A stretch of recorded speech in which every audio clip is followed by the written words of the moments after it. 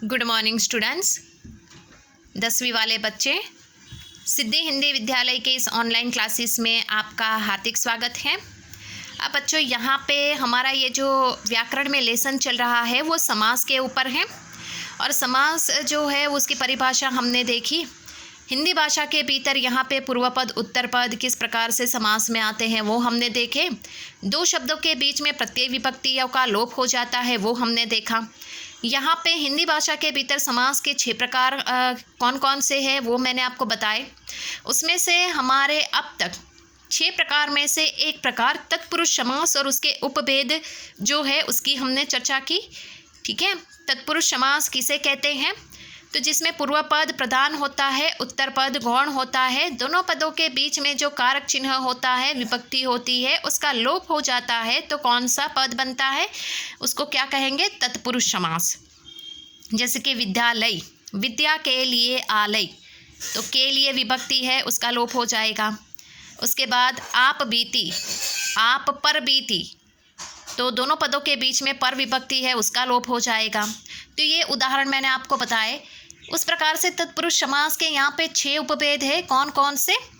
तो पहला है कर्म, दूसरा है करण, तीसरा है संप्रदान, अपादान, चौथा संबंध, पांचवा और छठा है अधिकरण। तो ये तत्पुरुष समास के 6 उपभेद हमने देखे आगे वाले वीडियो में। अब यहाँ पे हम देखेंगे समास का दूसरा प्रकार। तत्पुरुष समास हमारा खत्म हो चुका है। हिंदी भाषा के भीतर 6 समास के प्रकार में से हमारा तत्पुरुष समास हमने पढ़ लिया है। अब समास का दूसरा प्रकार कौन सा है? द्वंद्व समास। कौन सा है बच्चों? द्वंद्व समास। तो 9th में यहाँ पे हम पढ़ के ही आएंगे द्वंद्व समास। तो द्वंद्व समास में यहाँ पे सबसे पहले तो बच्चों उसकी परिभाषा समझ लेते हैं, फिर उसके उदाहरण देखेंगे। तो क्या परिभाषा आपके दिमाग में तुरंत चली जाएगी। अब यहाँ पे पहले परिभाषा को पढ़ लेते हैं। इस समास में दोनों पद प्रधान होते हैं। प्रधान यानी मुख्य, दोनों पद यानी कौन सा? पूर्व पद भी और उत्तर पद भी। पूर्व पद यानी आगे वाला पद, उत्तर पद यानी पीछे वाला पद। इसके दोनों पद योजक चिन्ह द्वारा जुड़े हुए होते हैं। योजक चिन्ह यानी कौन सा? देखो बच्चों, ये डैश का निशान हुआ है, डैश। ये क्या है? योजक चिन्ह। मैं बार बार इसको गाढ़ा करके आपको दिखा रही हूँ। ये योजक चिन्ह है, समझ में आया? देखिए, ये योजक चिन्ह कहा जाता है उसको। ये चिन्ह क्या कहेंगे? योजक चिन्ह। जुड़े हुए होते हैं तथा समास विग्रह करने पर और 2 मात्राएं लगी है, ध्यान से देखना, 2 मात्राएं। और कौन सा? या, अथवा, एवं आदि लगते हैं। आपको 3 शब्द यहाँ पे याद रखने को। पहला कौन सा? और। 2 मात्रा वाला, 1 मात्रा वाला और नहीं, 1 मात्रा वाला और होगा तो वो उस और उस तरफ, उसका मतलब ये होता है। दूसरा कौन सा ध्यान में रखना है? या। और तीसरा एवं। समझ में आया? तो सबसे पहले वापस एक बार ये द्वंद्व समास की परिभाषा पढ़ लेते हैं। इस समास के दोनों पद प्रधान यानी मुख्य होते हैं। इसके दोनों पद के बीच में योजक चिन्ह लगाया जाता है, अर्थात दोनों पद योजक चिन्ह से जुड़े हुए होते हैं। योजक चिन्ह कौन सा होता है ये मैंने बता रहा है आपको। इसके बाद यहाँ पे समास, यहाँ पे द्वंद्व समास में हमें 3 शब्द याद रखने। कौन सा? पहला और, 2 मात्रा वाला, फिर या और एवं। ये 3 शब्द आपको याद रखने हैं। 2 मात्रा और बोला तो मैंने 2 मात्रा उसके ऊपर बताई, उसका मतलब ही पूरा। और 1 मात्रा वाला और का मतलब अलग होता है, उस तरफ होता है, इस तरफ या उस तरफ। समझ में आया? ऐसा।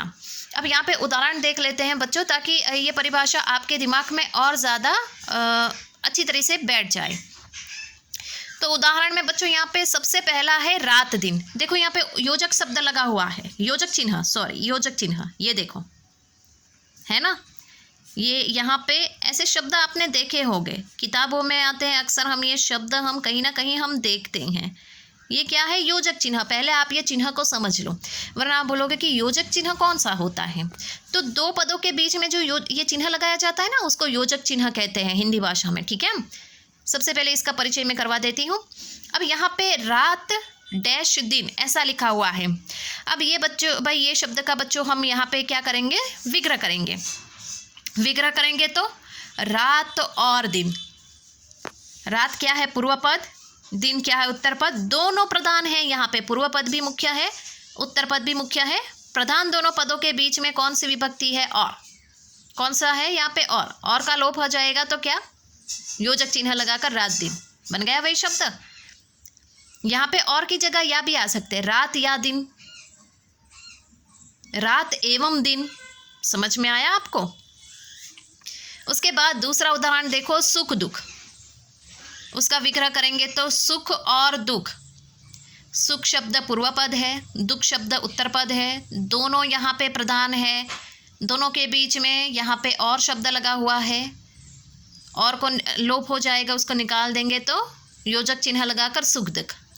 दाल चावल, विग्रह करेंगे तो दाल और चावल।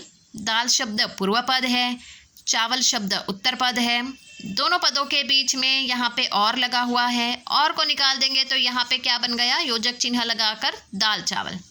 उसके बाद आदान प्रदान, उसका विग्रह करेंगे तो आदान पूर्व पद है, प्रदान जो है वो उत्तर पद है, दोनों पदों के बीच में और लगा हुआ है, तो यहाँ पे और को निकाल देंगे तो यहाँ पे क्या हो जाएगा, योजक चिन्ह लगाकर आदान प्रदान।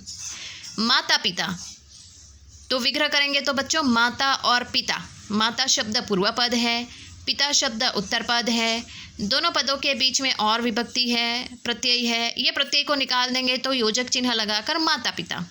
उसके बाद गंगा जमुना, गंगा यमुना, विग्रह करेंगे तो गंगा और यमुना। ठीक है, गंगा और यमुना।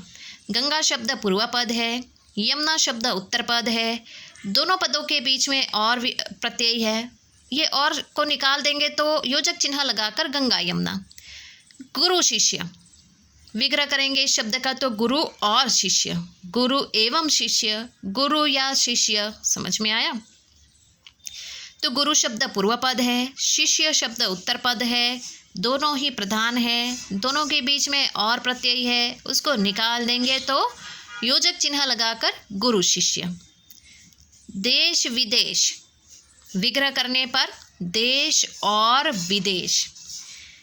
देश शब्द पूर्व पद है, विदेश शब्द उत्तर पद है, दोनों प्रधान है यानी मुख्य है, दोनों के बीच में और प्रत्यय है, उसका लोप करेंगे गायब हो जाएगा वो, तो योजक चिन्ह लगाकर देश विदेश।